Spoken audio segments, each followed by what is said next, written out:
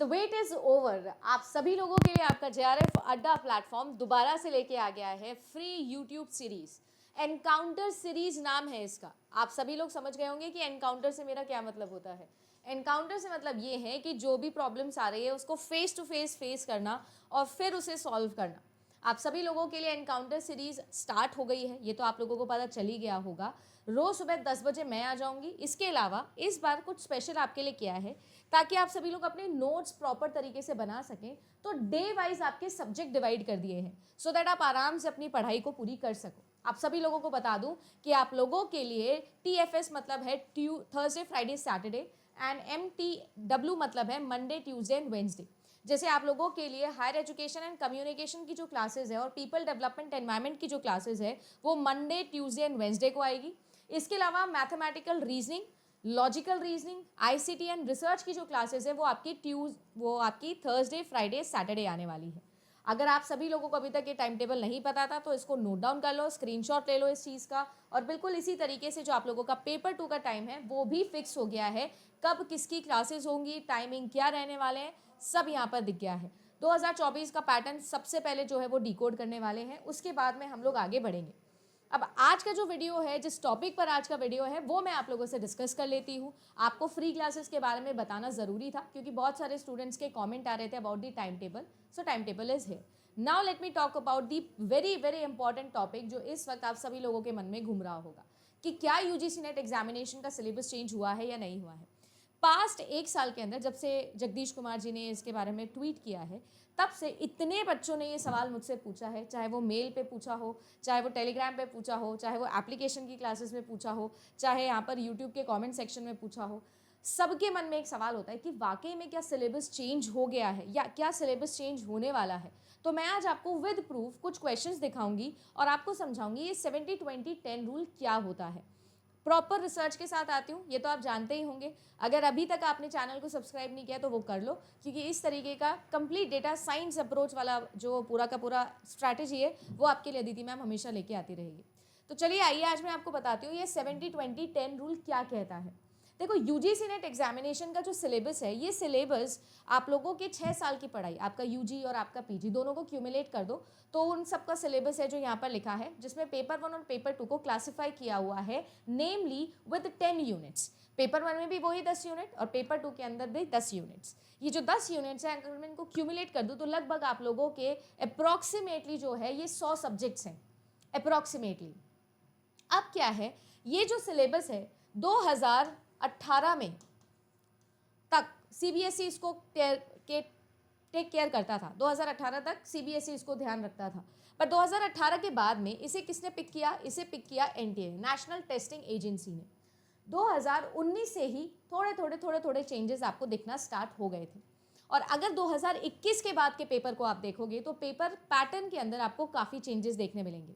देखो, 2 चीज़ें होती है, सिलेबस चेंज होना यानी सिलेबस के अंदर टॉपिक्स चेंज हो जाना, यूनिट के अंदर मेजर चेंजेस हो जाना, और पैटर्न चेंज हो जाना। दोनों डिफरेंट चीज़ें हैं सेम टॉपिक से। फॉर एग्जाम्पल रिसर्च एप्टीट्यूड है, प्लेजरिज्म है। अब मैं उस प्लेजरिज्म में से किस टाइप का सवाल पूछती हूँ वो पैटर्न में आएगा। प्लेजरिज्म टॉपिक सिलेबस में है तो मतलब वो फिक्स है, सिलेबस चेंज नहीं होते हैं, पैटर्न चेंज हो सकते हैं। तो हमें इस कंफ्यूजन को समझना पड़ेगा पहली बात तो कि पैटर्न चेंज हो रहा है कि सिलेबस चेंज हो रहा है। मैं पैटर्न को लेकर आऊंगी, पहला वीडियो फ्राइडे को सुबह 10 बजे पैटर्न पर ही लेके आ रही हूँ, देख लेना लाइव मेरे साथ। बट आज जो मैं सिलेबस बताने वाली हूँ उसमें ये मेरा मोटिव है बताने का, 70% आपका सिलेबस एज इट इज है, एज इट इज, जैसा कि चला आ रहा था बिल्कुल वैसा ही है। 20% आप लोगों का जो सिलेबस है उसमें आपको चेंजेस देखने मिलते हैं according to the pattern driven things. कुछ पैटर्न ऐसे चेंज हो जाते हैं जिसकी वजह से कुछ नई डीपर एनालिसिस वाले जो आपके सेम टॉपिक के डीपर एनालिसिस वाला जो कोर वाला जो टॉपिक है वो आपसे पूछा जाने लग जाता है। और यस, हर पेपर के अंदर मैं मानती हूँ कि 10% ऐसी चीज़ें होती है जो नई पूछी जाती हैं। जैसे फॉर एग्जाम्पल अगर मैं बात करूँ तो आप लोग यहाँ पर देखिएगा, ये क्वेश्चन आप सभी लोगों का है, 2024 के पेपर में ही आया है। ये पेपर कह रहा है कि रिसर्च पार्टिसिपेंट्स को असेस किया है particular questionnaire early in a study, but the researcher changes the question later assessment so that participant can simply repeat the answers. What potential threat to internal validity will be likely in this study? Internal validity के threads के ऊपर ये सवाल है। ये जो topic है ये आप लोगों के रिसर्च एप्टीट्यूड के सिलेबस के अंदर मेंशन है। कब से मेंशन है? सालों से मेंशन है, बट आप नोटिस करोगे तो 2021 से इस पर ज़्यादा फोकस करने लग गया है।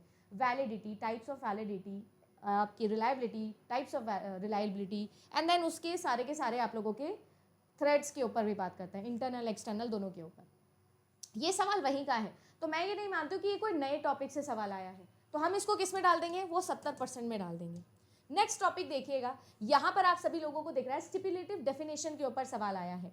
Types of definition logical reasoning का एक टॉपिक है जिस पर हर बार सिलेबस में जो लिखा हुआ है उन पर क्वेश्चंस बनते हैं, तो ये भी मैं उससे 70% में डाल सकती हूँ। स्टिपुलेटिव डेफिनेशन के ऊपर सवाल है।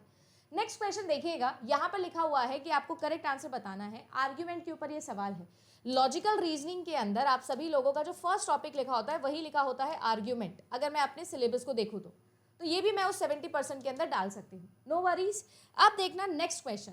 ये क्वेश्चन आप सभी लोगों के सामने आया है। क्वेश्चन ऐसा है कि पॉपुलेशन मीन के बारे में बोला है और स्टैंडर्ड डेविएशन के ऊपर क्वेश्चन पूछा गया है। अब ये जो सवाल है, ज़्यादातर स्टूडेंट ऐसे बोलेंगे कि ये सवाल तो मैम आउट ऑफ सिलेबस है या ये नया टॉपिक कुछ आ गया है, तो मैं आपको बोलूँगी जी नहीं, ये नई चीज़ नहीं है।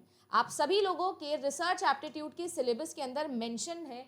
आप लोगों के रिसर्च के अंदर हमारा एक स्टेप्स लिखा हुआ है, रिसर्च स्टेप्स, और वो जो रिसर्च स्टेप्स होता है उसके अंदर हम सब लोग जानते हैं कि जो टेस्टिंग है वो आपका एक टॉपिक है। डेटा कलेक्शन जो है ना, डेटा एनालिसिस जो है वो आपका स्टेप्स ऑफ रिसर्च का ही एक टॉपिक है। और उस डेटा कलेक्शन या डेटा टेस्टिंग के अंदर, हाइपोथेसिस टेस्टिंग के अंदर हम सभी लोग जो है वो ये सारी की सारी चीज़ें पढ़ते हैं, जिसको आप लोग बोलते हो स्टैटिस्टिकल, आपके सारे के सारे मेजर्स हम लोग पढ़ते हैं, वहाँ का ये सवाल है। बट ये जो सवाल है इसे मैं किस कैटेगरी में डालूंगी? ये मैं 20% कैटेगरी के अंदर डालूंगी, जो कि थोड़ा सा मोल्ड करके आप लोगों से पूछा हुआ है। तो ये जो क्वेश्चन है ये ऐसा नहीं है कि सिलेबस में नया है, बट यस ये मैं ज़रूर बोल सकती हूँ कि ये क्वेश्चन आप लोगों के डिटेल्ड लेवल ऑफ सिलेबस में से पूछा गया है। यूजीसी नेट के सिलेबस में चेंजेस के बारे में हमेशा रूमर इसलिए उड़ते हैं क्योंकि आप लोगों का जो यूजीसी नेट का सिलेबस है ना, वो बहुत ही ज़्यादा, आप क्या कहें कि बहुत ही ज़्यादा एम्बिगियस बना रखा है। अब जैसे आईसीटी के अंदर एक लास्ट लाइन लिख देते हैं हर बार कि एप्लीकेशंस ऑफ इंटरनेट या internet and related terms. Internet अपने आप में बहुत बड़ा है, तो एक स्टूडेंट को, एक एस्पिरेंट को नहीं पता होता है कि कितना डिटेल में उसमें सवाल बन सकता है, कितना नहीं। इसीलिए मैं ये रूल आपके लिए लाई हूँ, 70-20-10 रूल। ऐसे ही डिवाइड करिए। एक्चुअली में ये जो रूल है इसे पार्टीटो रूल बोलते हैं। कंप्यूटर साइंस में सॉफ्टवेयर इंजीनियरिंग करके एक यूनिट होती है हमारी। सॉफ्टवेयर इंजीनियरिंग वर्टिकल के अंदर हम 80-20 रूल पढ़ते हैं, जिसे पार्टीटो रूल बोला जाता है। मतलब 80% जो एरर्स होते हैं वो 20% कोड के अंदर आते हैं, इसे पार्टीटो रूल बोला जाता है। इसी को मॉडिफाई करके मैंने आप लोगों के लिए 70-20-10 रूल बनाया है। ये बिल्कुल वैसे ही जैसे मैं आपको 70-30 रूल पढ़ाती हूँ ना, कि 30% of the syllabus contain 70% of your examination questions, बिल्कुल वैसे ही आपके लिए 70-20-10 रूल बना रही हूँ। अगर आप लोग ध्यान से देखो तो ये ऐसी चीज़ नहीं है जो आउट ऑफ सिलेबस है या सिलेबस से डायरेक्ट आई है। ये लेयर्ड सिलेबस का आप लोगों का क्वेश्चन हो गया है, जिसके अंदर अब आप लोगों को स्टैंडर्ड डेविएशन और पॉपुलेशन मीन के फॉर्मूलेस पता होने चाहिए, कन्वर्जन्स पता होने चाहिए। और अगर आपने मुझसे रिसर्च पढ़ी है तो मैंने आपको ये क्लास में बताया है। इसके अलावा अब मैं बात करती हूँ वो 10% की, जो हर साल पेपर के अंदर कुछ नया आएगा, कुछ डिफरेंट आएगा, और ये हर कॉम्पिटिटिव एग्जामिनेशन की कहानी है, नॉट जस्ट यूजीसी नेट। हमारे देश में जितने भी कॉम्पिटिटिव एग्जाम होते हैं, अगर 100 सवाल आ रहे हैं तो उसमें से 10 सवाल मैक्सिमम ऐसे हो सकते हैं जो आउट ऑफ द बॉक्स होंगे, जो या तो आप कह सकते हो कि बहुत ही ज़्यादा आईक्यू डिमांड करेगा, बहुत ही ज़्यादा प्रेजेंस ऑफ माइंड डिमांड कर सकता है, हो सकता है बहुत ही सिंपल आ जाए और बच्चे को कभी कभी भरोसा नहीं होता कि यार इतना सिंपल क्वेश्चन आ गया, उसमें सिली मिस्टेक करके आ जाएगा, या फिर हो सकता है बिल्कुल ही नए टॉपिक्स, नए सिलेबस को ही इंट्रोड्यूस कर दिया हो। यहाँ पर भी वैसा ही है। अंडर विच कॉन्स्टिट्यूशनल प्रोविजंस आप लोगों को पूछा जा रहा है, no one can be denied admission in any state run educational institution on the basis of religion, caste और आपका लैंग्वेज। आर्टिकल्स के ऊपर जो सवाल है वो पहले से मेंशन कर दिया था कि अब आर्टिकल्स के ऊपर सवाल नहीं आएगा, सिलेबस से इस पार्ट को हटा दिया था, बट अब दोबारा से जो है वो आप देख सकते हो कि आपके पेपर 1 में आर्टिकल का सवाल आ गया है। ये मैं मानती हूँ कि आप लोगों के लिए एक चेंज है। मैंने कुछ एग्जाम्पल्स दिखाए आपको जिसमें मैंने बताया कि क्या 70 में, क्या 20 में और क्या 10 में जा सकता है। इस टाइप के जो सवाल ये आपके हो सकते हैं 10% के अंदर। सो अब मॉरल ऑफ द स्टोरी मेरा क्या है, या मैं क्या आपको बताना चाहती हूँ इस वीडियो के थ्रू? मैं ये आपको बताना चाहती हूँ कि सिलेबस चेंज्ड और नॉट चेंज्ड का आंसर मेरे लिए हमेशा ये होता है नॉट चेंज्ड। बस ये ज़रूर मैं बोल सकती हूँ कि आपको ये समझना पड़ेगा कि आपका 70% क्या है, आपका 20% क्या है और आपका 10% क्या है। 70% क्वेश्चन जो है वो ऐसे होंगे जो आप सभी लोगों के लिए टोटली एंड टोटली डुएबल होंगे। अब इसके पैटर्न पर और फ्रेमिंग पर हम लोगों को बात करनी है। अगर आपको ये क्वेश्चन डुएबल नहीं लग रहे हैं तो मैं ऑनेस्टली आपको ये बोलूँगी कि आपकी तैयारी अच्छी नहीं है, आपको तैयारी करने की ज़रूरत है। 20% क्वेश्चन जो है वो मुझे ऐसा लगता है कि ऐसे कुछ क्वेश्चंस होते हैं जो डुएबल और अनडुएबल के बीच में होते हैं, जिसके लिए आपको चाहिए होता है extra set of skills. Extra set of skills से मेरा मतलब ये है कि यहाँ पर केवल और केवल जो सिलेबस में बातें लिखी हुई है उसको पढ़ने से काम नहीं चलेगा। इंटरनल डिटेल आपको कवरेज करना पड़ेगा, लेयर्ड सिलेबस का, टॉपिक से टॉपिक रिलेट करना पड़ेगा, माइंड मैपिंग करनी पड़ेगी, एग्जामिनर पॉइंट ऑफ व्यू समझना पड़ेगा, जिसके लिए आपकी हेल्प करने के लिए मैं हूँ, हमेशा रहूँगी। और प्रीमियम बैचेस में भी मैं वही चीज़ करने की कोशिश करती हूँ कि what is consolidated in a concept should be implemented in the questions. वो कैसे होता है, वो अप्रोच कैसे होती है, वो आपको एक्स्ट्रा स्किल है जो सीखनी पड़ेगी। एंड देन आती है आप लोगों की ये 10% चीज़ें जो मैं भी मानती हूँ कि हर बच्चे के लिए डुएबल नहीं होने वाली है, ये डेफिनेटली अनडुएबल होगी। ऐसा नहीं है कि आर्टिकल का क्वेश्चन कोई पॉलिटिकल साइंस स्टूडेंट के लिए इजी होगा, कंप्यूटर साइंस के लिए हो सकता है डिफिकल्ट हो। आईसीटी में कोई ऐसा सवाल आ जाएगा जो मेरे लिए इजी होगा, पॉलिटिकल साइंस वाले के लिए डिफिकल्ट होगा। तो 10% आपके पेपर में कुछ ना कुछ ऐसा होगा जो आप अनडुएबल की कैटेगरी में डाल सकते हो। ये डाल सकते हो ऐसा बोल रही हूँ, मतलब 50 क्वेश्चन है तो 5 क्वेश्चन ऐसे हो सकते हैं जो अनडुएबल लगे, बट आउट ऑफ 45 आपके ही हाथ में है वो। बस आपको तैयारी करने की ज़रूरत है, ये समझने की ज़रूरत है कि यार ये पढ़ना चाहिए, ये नहीं पढ़ना चाहिए। और वही चीज़ मैं आप लोगों को बताने की कोशिश कर रही हूँ। अपने सिलेबस को डिकोड करो, समझने की कोशिश करो कि आपके पेपर में कौन सा आपका 70, कौन सा 20 और कौन सा 10% पार्ट है, और आपका तैयारी आसानी से हो जाएगी। उम्मीद करती हूँ कि आप सभी लोगों को मेरा ये सिलेबस जजमेंट जो है वो समझ में आया होगा। एंड प्लीज़ बेफिक्र रहिए, अगर सिलेबस में कोई मेजर चेंज होगा तो मैं ज़रूर आपको बताऊंगी। और यूजीसी नेट जैसे बड़े नेशनल लेवल एग्जाम में कभी भी मेजर चेंजेस ऐसे नहीं होंगे, आपको बताया जाएगा। और अगर चेंज होंगे भी तो वो इस 10% में ही आ जाएगा। कभी भी ऐसा नहीं होगा कि आपका 50% सिलेबस को बदल दिया गया है। हाँ, ये ज़रूर मैं बोलती हूँ कि आपकी अकेडमिक एग्जामिनेशन है तो आपका ये 70% बहुत ज़्यादा इंपॉर्टेंट है, इस पर ध्यान दीजिए।